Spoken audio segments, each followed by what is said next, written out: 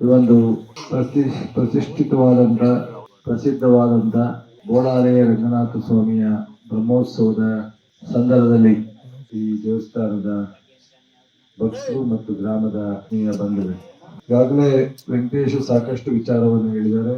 ಹಾಗೆ ಮಂಜು ಅವರು ಸಹ ದೇವಸ್ಥಾನದ ಬಗ್ಗೆ ಇಲ್ಲಿ ಅಭಿವೃದ್ಧಿ ಬಗ್ಗೆ ಪ್ರಸ್ತಾಪ ಮಾಡಿದರು. ಬಹಳ ಪುರಾತನ ಕಾಲದ ಒಂದು ದೇವಸ್ಥಾನ. ಇಲ್ಲಿಯ ಶಕ್ತಿಯ ಬಗ್ಗೆ ಯಡಿಯೂರಪ್ಪನವರು ಬಂದು ಹೋಗಿರ್ತಕ್ಕಂಥ ಇನ್ನಿತರೆ ವಿಚಾರವನ್ನು ಸಹ ಪ್ರಸ್ತಾಪ ಮಾಡಿದರು.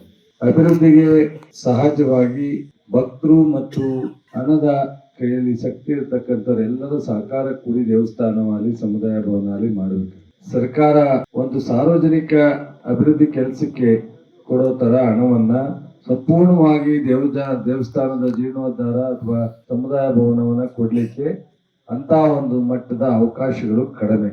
ಆದ್ರೂ ನನ್ ಮೊದಲೇ ಒಳಗಡೆ ಕೇಳಿದ್ರು ನಮ್ಮ ಪೂಜಾರು, ಒಂದು ದೇವಸ್ಥಾನ ದೊಡ್ಡ ಹಳೆಯ ದೇವಸ್ಥಾನ ಅಭಿವೃದ್ಧಿ ಆಗ್ಬೇಕು, ಆರ್ಕಿಯಾಲಜಿಕಲ್ ಡಿಪಾರ್ಟ್ಮೆಂಟ್ ಸೇರಿರೋದ್ರಿಂದ ಸ್ವಲ್ಪ ಒಂದು ಕೊಡಿ, ತಮ್ಮ ರಿಕ್ವೆಸ್ಟ್ ಅನ್ನ DC ಮೂಲಕ ಕಳಿಸ್ಕೊಳ್ಳೋಣ, ಕೇಂದ್ರಕ್ಕೂ ರಾಜ್ಯದಿಂದನೂ ರೆಕಮೆಂಡ್ ಮಾಡೋಣ, ಯಾವ ರೀತಿ ದೇವಸ್ಥಾನದ ಒಂದು ಜೀರ್ಣೋದ್ಧಾರಕ್ಕೆ ಏನ್ ಮಾಡ್ಲಿಕ್ಕೆ ಸಾಧ್ಯ ಅನ್ನೋದನ್ನ ಒಂದು ಪ್ರಯತ್ನ ಮಾಡೋಣ. ಕೈ ಹಾಕಿದಾಗ ಅದರಷ್ಟುಗದೆ ಯಾರ ಸಹಾಯ ಕೈ ಜೋಡಿಸಿ ಆಗ್ತಕ್ಕಂಥದ್ದು ಅನೇಕ ನಿರ್ದೇಶನವನ್ನ ನಾವು ನೋಡಿದ್ವಿ. ಹಾಗಾಗಿ ಸಮುದಾಯ ಭವನ ಒಂದು ಅತ್ಯಂತ ಇಷ್ಟೊಂದು ದೊಡ್ಡ ಪ್ರಮಾಣದ ನಾಳೆ ಬ್ರಹ್ಮೋತ್ಸವ, ವೆಂಕಟೇಶ್ ಅವರು ನಮ್ಮ ಚಂದ್ರಣ್ಣ ಅವರೆಲ್ಲ ಬಂದಾಗ ಬರಲೇಬೇಕು ಬ್ರಹ್ಮೋತ್ಸವಕ್ಕೆ, ಲಾಸ್ಟ್ ಟೈಮ್ ಕರೆದಿದ್ದೋ ಬಂದಿರಲಿಲ್ಲ ಈ ಬಾರಿ ಅಂತ. ನನಗೆ ನಾಳೆ ವಿಶೇಷವಾದಂಥ 2-3 ಮೀಟಿಂಗ್ ಇರೋದ್ರಿಂದ ಬರ್ಲಿಕ್ಕೆ ಸಾಧ್ಯ ಆಗ್ತಾ ಇಲ್ಲ. ಇವತ್ತು ಬಹಳ ಸಮಸ್ಯೆ ಇದೆ, ಆದರೂ ಬರಲೇಬೇಕು ಅಂತ ಅಂದ್ರಿಂದ ಇವತ್ತು ರಾತ್ರಿ ಬಂದು ಹೋಗ್ತೀನಿ ಅಂತ. ಒಂದು ನಮಗೆ ಇತ್ತೀಚಿನ ದಿನಗಳಲ್ಲಿ ಶಾಸಕರ ಎಲ್ಲ ಒತ್ತಡಕ್ಕೆ ಮೊನ್ನೆ ಮುಖ್ಯಮಂತ್ರಿಯವರು ಮಾಡೋದು ಎಲ್ಲ ಕಾಂಗ್ರೆಸ್ಸಿನ ಶಾಸಕರಿಗೆ 50 ಕೋಟಿ, ಇತರೆ ವಿರೋಧ ಪಕ್ಷದ ಸಹಾಯಕರಿಗೆ 25 ಕೋಟಿಯನ್ನ ತಾಲೂಕಿನ ಅಭಿವೃದ್ಧಿಗೆ ಅನುದಾನವನ್ನ ಕೊಟ್ಟಿದ್ದಾರೆ.